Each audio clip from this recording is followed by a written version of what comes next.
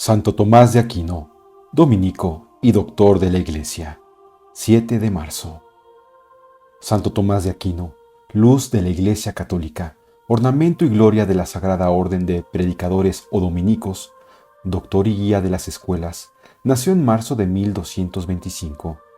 Su padre Landulfo era de la casa de los ilustrísimos condes de Aquino, entroncada con los reyes de Sicilia y Aragón, y vivía en el castillo de Rocaseca, poco distante de la ciudad de Aquino, frente a la célebre abadía de Monte Cassino. Su madre, Teodora de Aquino, fue hija del conde Chieli, que descendía de los príncipes normandos, conquistadores en otro tiempo de los reinos de Nápoles y Sicilia. Ya antes que naciese Tomás, se presentó a su madre un ermitaño, varón santísimo, y le dijo que el niño que daría a luz vestiría el hábito de Santo Domingo, y sería honra de su linaje y lumbrera del mundo. Oído lo cual, respondió Teodora: hágase la voluntad del Señor. Llamáronle Tomás en el bautismo, por su abuelo paterno, que fue el conde Tomás de Esmacola, muy amigo del emperador Federico II y su capitán general en muchas empresas. Siendo de solo 5 años, le enviaron sus padres al insigne monasterio de Monte Cassino para que desde aquella edad aprendiese entre los santos monjes el amor y temor santo del Señor. Con piadosa curiosidad solía preguntar muchas veces a los monjes: ¿qué cosa es Dios? Buscar adecuada respuesta a esa pregunta fue luego toda su vida la más vehemente afición de su entendimiento.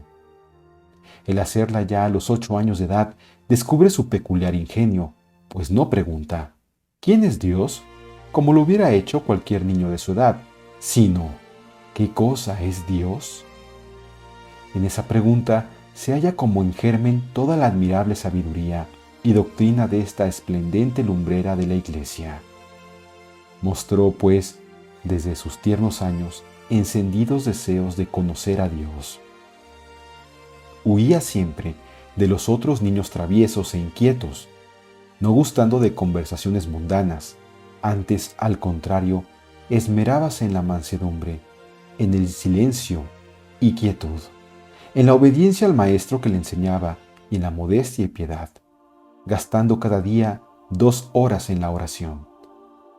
Tuvo este espíritu toda su vida, andando muy absorto en los negocios que trataba y quedando muchas veces suspenso y sin sentido, aunque fuese estando con grandes prelados. Y así le aconteció que, estando comiendo con el rey San Luis, y sin mirar lo que hacía, por estar embebecido pensando en lo que escribió contra los maniqueos, alzó la mano y dio una palmada en la mesa diciendo: a esta razón sí que no podrá responder el maniqueo. Cuando tuvo 10 años de edad, fue a Nápoles para estudiar gramática, retórica, dialéctica y filosofía. Y con el grande y vivo ingenio que tenía, aprendió de tal manera estas disciplinas que dejó muy atrás a todos sus condiscípulos y dio muestras de lo que con el tiempo había de ser. Todos ponían los ojos en él por su nobleza, por su ingenio y mucho más por su ejemplo. Vino de Monte Cassino tocado ya del Señor e inclinado al menosprecio de las cosas de la tierra y al aprecio y estima de las del cielo. Para esto comenzó a tratar con los dominicos, que pocos años antes habían fundado casa en Nápoles y florecían con gran fama de santidad. Es probada su vocación, glorioso triunfo. Para desviar al santo joven del camino de la vocación religiosa, echó mano el demonio de un medio que muchas veces le dio el triunfo en casos semejantes, y fue la ternura maternal mal entendida. La condesa Teodora fue a Nápoles para despedirse de su amado hijo, pero con la encubierta intención de hacerle mudar de propósito, porque el despecho le hizo olvidar aquella disposición de conformidad a la divina voluntad que anteriormente abrigaba en su corazón respecto de la vocación de Tomás. Temeroso de tales propósitos, el prior hizo salir secretamente para Roma al joven religioso. La madre se determinó a seguirle hasta allí, donde tampoco le halló, porque el prior le había ya enviado a París para que estudiase. Sintiólo por extremo la condesa, y, segura de lograr con la violencia lo que no había podido por la ternura, escribió a sus dos hijos, Landulfo y Arnoldo, que eran soldados valerosos del ejército del emperador Federico II, encargándoles que cogiesen a su hermano Tomás a su paso por los Alpes y por fuerza se lo enviasen. Hicieronlo así, y estando Tomás y sus compañeros descansando a orillas de un arroyuelo, le prendieron y le enviaron a Roca Seca. Desde el mes de septiembre de 1243 quedó prisionero de su madre Teodora, pero supo burlar las ternuras maternales, y allí en su estrecha celda se dio al estudio y oración, cual si estuviese en el convento. Hizo que le llevasen algunos manuscritos, la Biblia y varios tratados de teología, y allí leyó y aprendió toda la Sagrada Escritura, de manera que al salir de la cárcel había ya hecho luz sobre casi todos los puntos oscuros y difíciles de las Sagradas Letras. También se aprendió de memoria las sentencias de Pedro Lombardo y estudió el tratado de los sofismas de Aristóteles. En vano intentó Teodora vencer la resistencia de su santo hijo, encomendando a sus dos hermanas el cuidado de apartarlo del pensamiento de seguir en la religión. Diéronle muchos asaltos y cruel batería, mas él resistió a todos los golpes como una roca firme y deshizo sus mañas y arterías, y aún rindió a su hermana, Marosia, la cual tomó estado de religión en el monasterio benedictino de Capua, del que andando el tiempo fue abadesa con grande ejemplo de santidad. Sus dos hermanos, vueltos ya de la guerra, le apretaron con medios más perniciosos, parecidos a los que solían emplear los emperadores romanos, para vencer la resistencia de las castas doncellas cristianas, porque, pareciéndoles que quedarían vencedores si lograban hacerle perder la preciosa joya de la castidad, le enviaron una mujer hermosa y lasciva, que le trajese a mal con sus halagos y blandas palabras. Pero Tomás, armándose de valor, echó mano de un tizón del fuego que estaba en la chimenea de su aposento, y con él persiguió a aquella mujer perversa, que huyó llena de vergüenza. Satisfecho el santo con el triunfo logrado, con el mismo tizón que tenía en la mano, como victorioso capitán con su espada, hizo en la pared una gran cruz. Quedóse luego dormido como en un suavísimo éxtasis, y viniendo dos ángeles del cielo, le aseguraron que Dios habíale concedido lo que pedía, y le enviaba aquel cíngulo de perpetua castidad. Y diciendo esto, le pusieron en la cintura un cordón, apretándoselo a las carnes tan reciamente y con tan grandes dolores, que despertó dando gritos. Ese cordón se venera en la iglesia de los padres dominicos de Chieri, cerca de la ciudad de Turín, en preciosísimo relicario. Mide casi 1,5 metros de longitud, con 15 nudos equidistantes en una de sus mitades. Es estrecho y aplastado como un cordón de zapato y de color oro mate.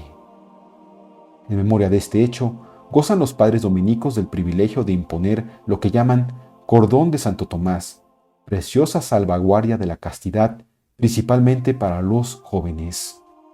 Finalmente, después de 1 año de cautiverio, los condes de Aquino hicieron la vista gorda sobre la evasión de su hijo, el cual fue descolgado de noche por una ventana del castillo. Llegado al pie de la fortaleza, montó en uno de los caballos que aguardaban ya ensillados y así, libre para volver a su familia religiosa, partió a toda prisa para el convento de Nápoles.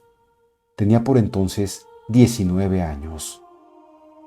Discípulo de San Alberto Magno. Después de tan trabajoso noviciado, enviáronle a la ciudad de Colonia para que siguiese los cursos de teología de los años 1244 y 1245, siendo su maestro el sapientísimo doctor Alberto Magno, de la misma orden de Santo Domingo, más tarde obispo de Ratisbona. Los frailes alemanes, sus condiscípulos, quedaron admirados tanto de la gentil disposición de su cuerpo, que era alto y bien proporcionado, cuanto del riguroso y obstinado silencio que guardaba, y echando aquel recogimiento a dureza y falta de ingenio, le llamaron con donaire el buey mudo de Sicilia. Por entonces comentaba Alberto Magno el difícil tratado de San Dionisio sobre los nombres divinos. Uno de los estudiantes, compadeciéndose de Tomás, que a su juicio no entendía aquellas lecciones, se ofreció para repetírselas, pero habiéndose extraviado totalmente en sus explicaciones, el santo acudió en su ayuda, haciendo de maestro y repitiéndole la lección y comentándola con tal ingenio que el compañero quedó maravillado y le suplicó que en adelante trocasen los oficios, haciendo él de alumno y Tomás de repetidor. Consintió en ello el santo mancebo y obligó al otro al secreto. Prometióselo éste, pero no pudo guardarlo, y presto todos tuvieron noticia del raro ingenio del taciturno estudiante. Otro día perdió Tomás la redacción que había escrito sobre un punto dificilísimo. El estudiante que la halló llevóla a Alberto Magno, el cual no bien hubo leído aquel trabajo, quedó a su vez maravillado de la profunda sabiduría de Tomás, y le mandó que al día siguiente tratase ante sus condiscípulos una tesis muy dificultosa. Tratóla el santo admirablemente, desatando las dificultades con tanta soltura y agudeza de ingenio, que Alberto Magno, maravillado, exclamó: ¿A éste le llamáis buey mudo? Pues si vive, dará tales bramidos que se oirán por todo el mundo. Santo Tomás Doctor, sus escritos. Terminados los cursos de teología, le enviaron a París, donde tuvo otra vez por maestro a Alberto Magno, y luego volvió a Colonia, no ya de estudiante, sino de maestro. Allí fue lector y comentador de la Biblia por espacio de 4 años. Escribió por ese tiempo sus tratados del ser y de la esencia, de los principios de la naturaleza, y algunos opúsculos más, que aún en nuestros días honrarían a los metafísicos encanecidos en el estudio de la filosofía. Tenía entonces Tomás 25 años. Por orden de Alberto Magno y de sus superiores, tornó a París, y allí se graduó de bachiller en teología y luego de maestro o doctor, con extraordinaria admiración de toda la escuela. Pasó al convento de Santiago, donde leyó al maestro de las sentencias con grande claridad y sutileza y redactó sus doctos, comentarios a Pedro Lombardo. Escribió luego multitud de obras, las cuales pueden agruparse en 3 categorías: obras de polémica, de apologética y de exégesis. En las obras polémicas sale al encuentro de Guillermo de Saint-Amour, que escribió contra las órdenes de Santo Domingo y San Francisco. Deshace los errores de los Fraticelli, estableciendo que el Evangelio de Jesucristo es definitivo y el estado actual de la Iglesia, preparación inmediata y completa para la gloria del cielo. Al grupo de obras apologéticas destinadas a refutar los errores de los paganos, maometanos y cismáticos, pertenecen los 4 libros de la Suma contra los Gentiles, que es como un prefacio incomparable de la Suma teológica. Entre las obras exegéticas merece especial mención la famosa Cadena de Oro, que es una joya de ciencia bíblica y piedad, cuyos innumerables anillos, formados con los más hermosos textos de los santos padres y otros escritores eclesiásticos, arrojan luz sobre los 4 evangelios y las epístolas de San Pablo. Urbano IV determinó extender a toda la Iglesia la hermosa fiesta del Corpus y encargó el oficio correspondiente a Santo Tomás, el cual, juntando de modo maravilloso el ingenio artístico al teológico, escribió un oficio admirable y sin par, en el que las figuras del Antiguo Testamento y las realidades del Nuevo se hallan como engastadas en forma sencilla pero solemnísima, irradiando devoción, fuerza y refulgente luz de doctrina, porque, aún orando, Santo Tomás esparce lumbre de doctor y divinas enseñanzas. A propósito de este oficio, cuéntase una edificante anécdota. Dícese que el Papa confió el mismo trabajo a otro doctor no menos ilustre, el franciscano San Buenaventura. Los 2 religiosos se presentaron juntos ante Urbano IV, llevando los manuscritos, y mientras Fray Tomás leía el suyo, Fray Buenaventura, maravillado de lo que oía y tan lleno de humildad como de admiración, iba rompiendo su trabajo con disimulo. Pero la obra maestra de Santo Tomás es su inmortal Suma Teológica, que viene a ser una exposición científica del cristianismo y un vasto compendio de toda la teología. La Suma Teológica, dice el padre Ráulica, es la más grande obra salida de manos de hombre, porque la Sagrada Escritura salió de manos de Dios. Jamás teólogo alguno se elevó tanto, pero nunca tampoco filósofo alguno permaneció más constante en lo verdadero, ni se mostró más grande, más luminoso, ni más firme. La sabiduría de Santo Tomás fue tan esclarecida, soberana y divina que causa honda admiración a todos los grandes ingenios. No hay extremo en la teología y filosofía tan dificultoso que no lo allane, tan oscuro que no lo aclare, tan recóndito que no lo descubra, tratándolo con brevedad tan precisa que en pocos renglones dice, en sustancia, lo que otros doctores escribieron en muchos. De aquí es que todos los santos y sabios católicos la alaban y ensalzan como columna inexpugnable de la Iglesia. Juan XXII, que le canonizó, dijo que no necesitaba milagros para canonizarle, porque había hecho tantos cuantas cuestiones había escrito.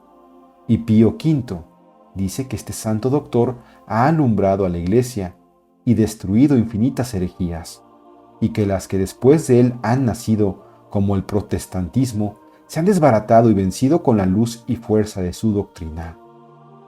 El Concilio de Trento dio grande autoridad a dicha doctrina, siguiéndola en sus cánones y definiciones. León XIII quiso poner dique a los funestos errores del pensamiento moderno y para lograrlo no vio mejor medio que restaurar la doctrina de Santo Tomás, ponderando su necesidad. En estudios teológicos es maestro en grado sumo. En sus escritos, como en otras tantas aromosas flores, libaron las mieles de sus mejores ideas y sana doctrina cuantos teólogos escribieron después del angélico doctor, y en cambio hanse extraviado del camino de la verdad o han sido sospechosos de ella cuantos de él se han querido apartar. Santo Tomás es no el honor de un siglo, sino de todos los siglos, no el orgullo de una raza, sino de todas las razas. Pertenece a la humanidad entera. El hombre y el santo. Fue Santo Tomás alto de cuerpo y de complexión gruesa y abultada, hermoso de rostro y de color trigueño, de buenas fuerzas antes que las gastase con las grandes penitencias y muchos trabajos. Tenía la cabeza grande, la frente redonda y algo calva, y muchas veces padecía recios dolores de estómago. Por tener una fístula en la pierna, solía caminar en un macho. Estaba dotado de un espíritu tan amplio y profundo que, además de entregarse a una vida de continua oración y meditación, ahondaba los más arduos problemas filosóficos y teológicos, iluminados por la luz de su clara inteligencia. Pero su raro ingenio, en materias de por sí tan arduas y dificultosas, no fue únicamente don de la naturaleza. Antes tuvo su origen en un principio muy superior y de orden sobrenatural.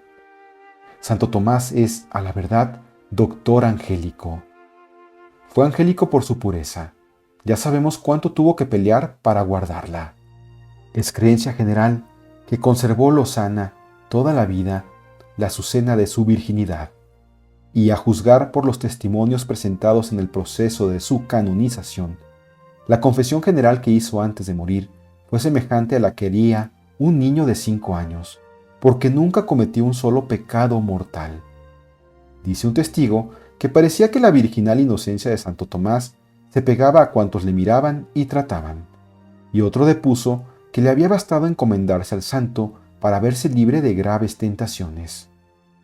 También merece el dictado de angélico con lo que le ha honrado la Iglesia, porque recibió del mismo Dios, como de fuente divina y purísima, la sabiduría y la ciencia de los ángeles. Y así, son sus obras más de entendimiento que de argumentación, más de intuición que de raciocinio. Es en suma más ángel que hombre. Si hallaba dificultades en algún paso, acogíase a la oración, que hacía ante el altar con muchas lágrimas, y luego volvía a su celda y proseguía sin dificultad sus escritos sublimes. Pero aquella profunda ciencia en nada alteraba el natural manso y afable del santo, el cual, en bajando de las alturas de la contemplación, era con sus prójimos de trato dulce y un tanto jovial. Sus corteses modales descubrían la nobleza de su linaje, pero en todo su porte exterior mostrábase digno y reservado, evitando las relaciones con los de fuera, las palabras ociosas y el entremeterse en negocios temporales sin necesidad. Preocupábale muy poco estando a la mesa, la buena o mala condimentación de los alimentos, y si estos eran exquisitos u ordinarios. Solo comía una vez al día y muy poco, de suerte que su ayuno era perpetuo. Dormía poquísimo, y en lugar de ir a descansar como los demás después de completas, permanecía orando en la iglesia, y cuando veía que iban a tocar a maitines, corría disimuladamente a su celda para así poder bajar con la comunidad. Su muerte. Entrando en los 50 años de su edad, dio cima a los grandes trabajos que el Señor le había encomendado para su mayor honra y gloria. Hallándose en Nápoles, escribiendo la tercera parte de su Suma, y estando una noche en oración en la capilla, le habló el crucifijo en voz alta e inteligible, y le dijo: «Bien has escrito de mí, Tomás, ¿qué quieres que te dé por tu trabajo?». Y él, amorosamente y muy en sí, respondió: «Ninguna cosa quiero, Señor, sino a vos». Mandólo el Papa Gregorio X que fuese al concilio de León, pero al llegar a un monasterio de Bernardos que se llamaba Fossa Nuova, en la provincia romana, cayó gravemente enfermo. Al entrar por las puertas, entendió que había de acabar en él y dijo aquel verso del Salmo: «Aquí será mi reposo, hasta el siglo de los siglos». Fue servido y regalado de aquellos santos monjes con grandísimo cuidado, y habiendo recibido con extraordinaria devoción los sacramentos, puestos los ojos en el cielo y juntas las manos, con semblante alegre dio su espíritu al Señor a los 7 de marzo, el año de nuestra salud de 1274. Con la autoridad del Papa Urbano V, se entregó el sagrado cuerpo a la Orden de Santo Domingo y se traspasó a la ciudad de Tolosa de Francia, donde fue tenido en grandísima veneración. Diversas veces que, para pasarle de un lugar a otro, le descubrieron, le hallaron entero, fresco, oloroso y despidiendo de sí una fragancia del cielo. Fue canonizado por el Papa Juan XXII en 1323. San Pío V le proclamó doctor de la Iglesia, llamándole doctor angélico en el año 1567, y León XIII le nombró patrono de las escuelas católicas.